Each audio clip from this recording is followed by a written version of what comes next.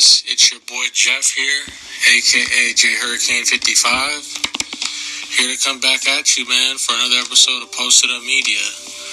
Now I know there's no excuses, been away a little bit with this podcast, just a lot less things to cover and a lot less things to talk about with this current worldwide pandemic that's taking place, and it's affecting all of us. So everybody that's out there, man, I want to send my love to you guys and hope you're getting through this time, the best you can, because we're trying to deal with this the best we can. And everybody that's on the front lines and they're working out there, we appreciate you, and stay safe out there. If you don't need to go out, don't go out. And that's just my little take on it. And whatever you guys are doing, whether you're sitting at home, during this, coronavirus, if you're on quarantine, turn this episode on. If you're on the way to work or on the way home, we're just here to cover sports, man, and just be laid back and pretty chill. So tune in and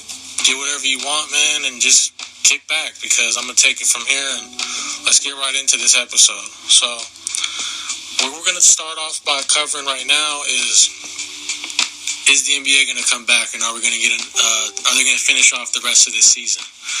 Personally, obviously, I know everyone included, we want to get a season back. We want to finish it out. The players want the same thing. They're itching to just get out there and hoop and just get their mind off of this whole thing. Playing basketball and doing things like that will take your mind off something, and it'll just take it to a better place. And it's just better than just sitting and not doing anything. So, in my personal opinion, all the parameters must be met, and it has to be safe, and it has to be run properly, and it has to be set up, and it has to be well thought out, because we can't just jump right back in and be like, we're going to go play basketball. Even if there's no fans, you have to have everything set up right. What city are they going to be in? How's that all going to work? And to be honest, shout out to Spencer Dinwiddie too. He's a guard for the Brooklyn Nets, and he laid out a plan for how the NBA could jump back into this, and I really agree on this. And to really kind of say that what he was saying is that basically we're already going to have 16 teams in the playoffs. So we're going to be losing. This is just kind of, I'm going through it, roughly 18 games. Current viewers are waiting for something, and March Madness was canceled. 2 months. This is 2 months speaking now, so this was posted 2 months. So March Madness did get canceled. So his kind of proposal is that we could do a March Madness kind of thing, where we take every team, put them in, not by conference, but a 1 through 30, just getting it into a bracket style. Every game would be nationally televised. Fans would be electric. They'd be going crazy for this. He said we could even do a neutral site. The play-in series, since 30 isn't even a breakdown, in a football arena like the national championship, to try to recoup some revenue. So I like that idea. You can have it set up kind of like March Madness, have these teams, maybe a couple cities you can station this, 1 through 10 goes to Miami or something, and then 11 through 19 they go to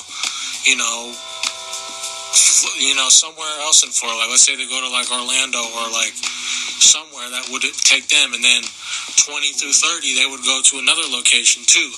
And as it would, the teams would shrink, because this, as the teams advance, you would shrink these teams, and you get a smaller. So then you go from 3 locations to 2 locations, and then eventually when you get the last 8 teams, and you got getting close to the conference finals, you can honestly just break that down to just 1 location. So it all has to be very well planned and very thought out. You can't just jump into this. This is a problem that, whether you are being affected, firsthand by this or whatever, you definitely probably know somebody that is being affected as well. Just because I'm healthy, just say I'm good, it's not going to get me. But we all can't have that kind of mindset, because that's how you get the people that are very vulnerable to this that'll get it. So that goes the same way with the NBA players. Rudy Gobert is pretty much the face of this coronavirus, kind of for the world, because he's the one that kind of set this off, where the NBA got canceled. Football was already finished by then, and then we were nearing spring training and baseball and stuff, and that was kind of where the ball started turning, and we really got into like, damn, this is real, man. Like, we really weren't prepared for this, and we gotta kind of take a step back and evaluate this and understand that this is a big problem. So that's my kind of 2 cents with that, and it's a great idea by Spencer Dinwiddie. I like the creativeness and the free game that he's kind of putting into this. He's trying to figure out a way, how can we get this NBA season back? We don't want to lose an NBA season because, you put a little, the playoffs would already be going on right now. So it's like we would be nearing like the conference finals, Lakers, Clippers build up. Who are the Bucks going to be playing? Like, can anybody from the East take down the LA teams? So we'd be getting very close to that, and it's like you're losing the anticipation, and you're just, it's going to be, it's just crazy, this whole thing. And everybody that's a basketball head and just a sports just fanatic just is missing this. So we really want it back, and Chris Paul and the other players were just on the phone with the commissioner, Adam Silver. They said it was a good conversation. They're anxious to get back to it, so we'll have to see. They're going to give us an update when they know more, and I'll update you guys as well when I know more about that situation. And just to kind of really just get into some other stuff, the NBA is just really, it's just like, man, it's like they're just losing the anticipation, and I'm just kind of going to dig back in a little bit to who do I think is going to end up matching up in the finals, and then, who do I think is kind of going to be in the conference finals as well. I'll kind of break that down for you a little bit,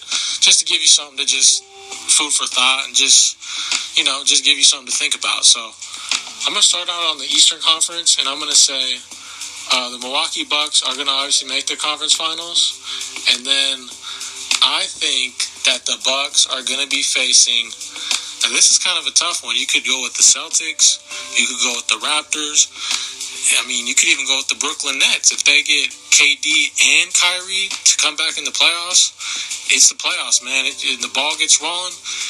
Some of the chemistry might not be there. You kind of might be off, but you got Kyrie and KD on the same court, and you're like a number 7 seed, say playing Toronto. The Nets can make a deep run with that, and you got Toronto as well, the reigning defending champions. You can't sleep on them. You've got Philadelphia. They have a lot of good talent. It's just they cannot put it all together. But again, the playoffs, you could be hot, you could be riding the high, you could be riding the low, but when the playoffs come, it's a best of 7, and that is when, winners are made, and you just kind of, you go with it. It's whether we're slumping or we barely got into the playoffs, you got into it. So it's about doing, just going for it. It's a plan. It's just a playoffs. It's just, it's crazy. Whoever gets in, it's just like, who's gonna do something. So I think personally, it's gonna be the Milwaukee Bucks, and they're gonna be facing. I think they're going to be facing the Boston Celtics. And the reason I say that is because the Celtics just got, you got Tatum, you got Brown, you got your 2 young stars. You've got Kemba Walker, who, he's great. He's a great fit for them. Switching out Kyrie for Kemba is better locker room guy, better, fun, more fun to play with as opposed to Kyrie. There's a lot of toxic stuff going on with the Celtics and Kyrie, and his pending free agency, he wouldn't answer that, so it kind of was a dark cloud a little bit over the franchise. And then you got Gordon Hayward. Ever since that leg injury a couple years back, he's looked pretty good. Obviously not that Gordon Hayward that he once was, but Gordon Hayward's still balling. And you got Enes Kanter off the bench, Daniel Tice, Brad Stevens is coaching you up, so I think it'll be the Bucks and it will be the Celtics for the conference championship. Now, who's going to win? I'm going to give it to the Bucks, and that really wasn't really hard for me to think about. I think the Bucks will end up winning 5 games. It could be a sweep, but I'll say 5 games. I'll say a gentleman's sweep for the Celtics. Celtics will get a game at home, but the Bucks will get there, and Giannis will get to his first NBA Finals. And it'll be a weird NBA Finals because there's not going to be any fans. But, hey, basketball is basketball. We're all really, jonesing for this. And we're really just any way possible that we can get this back. We're all ears, and we don't care what it is. We just want hoops back. So I got the Bucks representing the East. Now in the West, it kind of depends, but I think it's going to be the Lakers and the Clippers. I've been saying that on previous episodes, and I still think it'll be the Lakers and the Clippers. And that's really a tough one for me because you know me, by now, I've been saying Clippers. Like, they're going to take down the Lakers. They're going to take them down.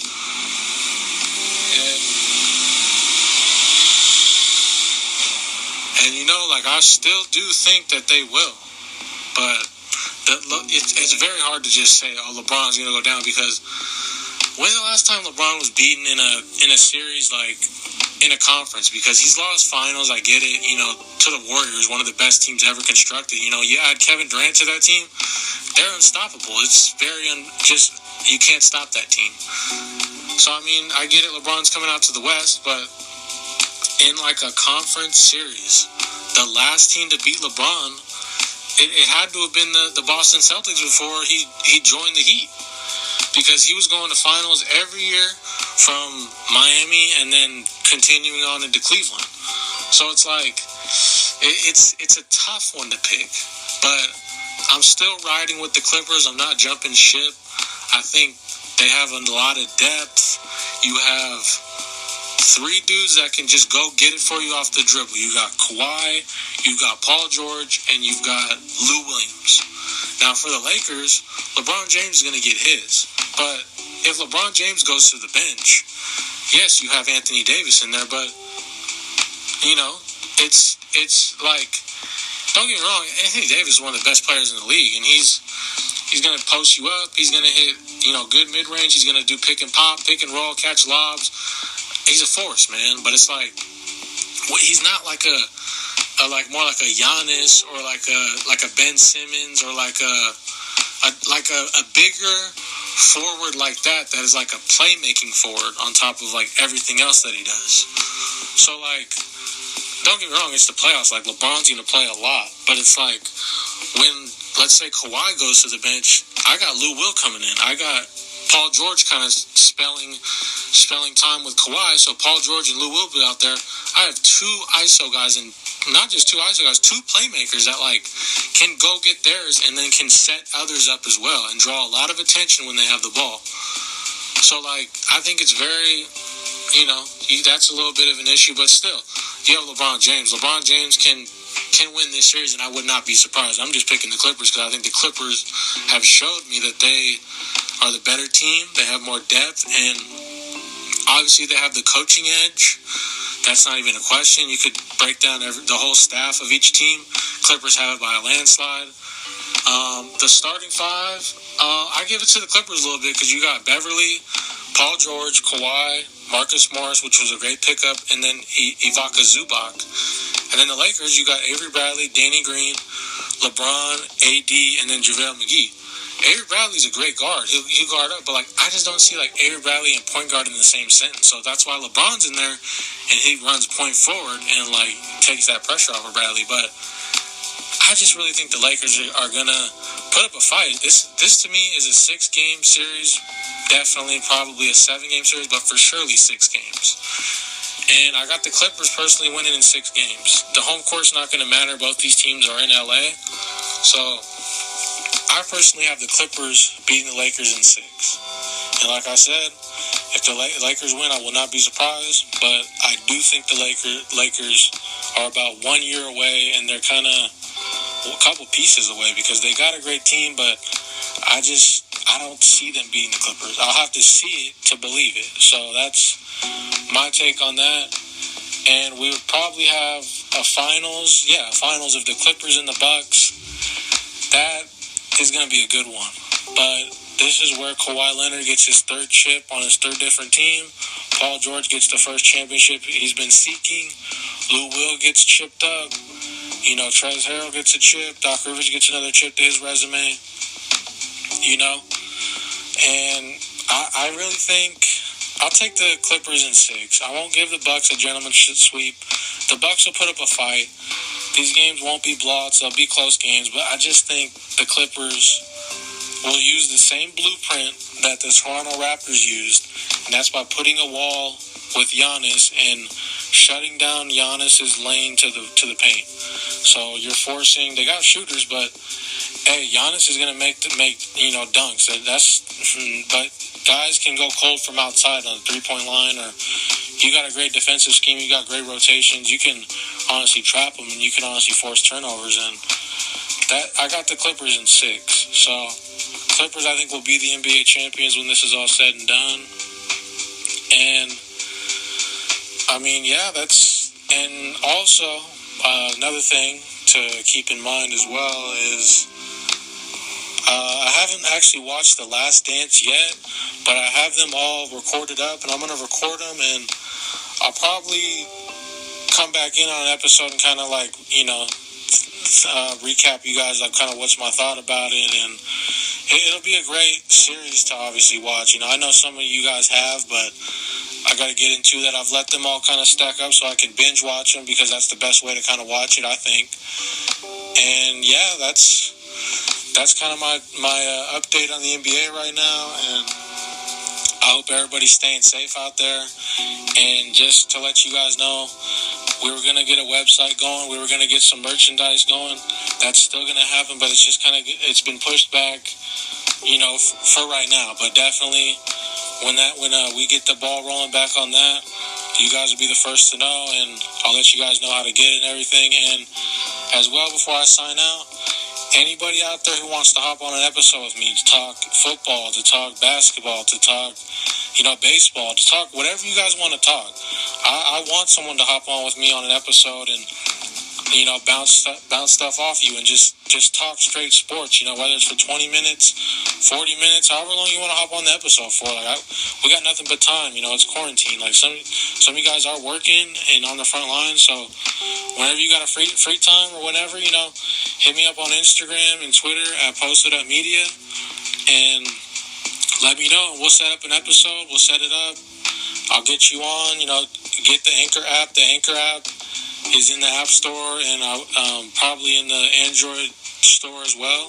It's all free, so just download it, make an account, and search up Postd'UpMedia, hop on there, and we can hop on an episode. So it's your boy Jeff here, a.k.a. JHurricane55, signing out for this episode of Postd'UpMedia, and stay safe out there, guys. I appreciate you guys for tuning in.